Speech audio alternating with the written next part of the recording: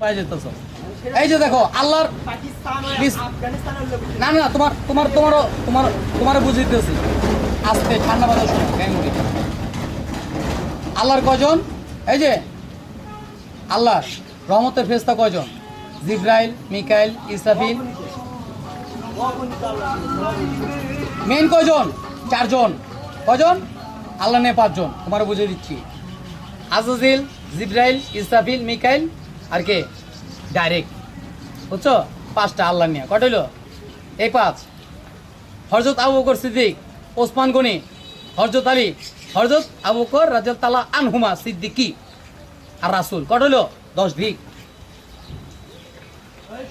তুমি রাসূল চলে যাওয়ার পর সে আইনগুলি হয়েছে তুমি জানো? যে আমি মরার পর যদি কেউ আমার সম্পর্কে জানতে চাও তাহলে আমাদের সাহাবারা আছে তাদের থেকে জানিনি, তার থেকে জানি নিও এবং বুঝে নিও আমি আল্লাহ রাসূল যা বলে গেছি আল্লাহর ওহির মাধ্যমে জিবরাইলের ধারায় আমি সেটা বাক্য দিয়ে গেছি। সত্য না মিথ্যা বলো? পাইছো? এখন আহলে বায়াত কি বলে?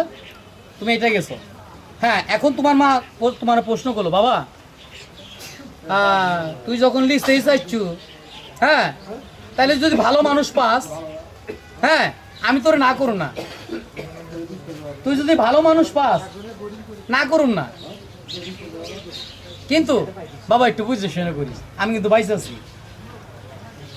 যদি জীবিত অবস্থায় থাকে তোমার বাপ মা জীবিত, শ্রেষ্ঠ গুরু পিতা মাতা, মুর্শিদ আমার একজনা, স্কুল ছাত্র ভর্তি হতে হবে।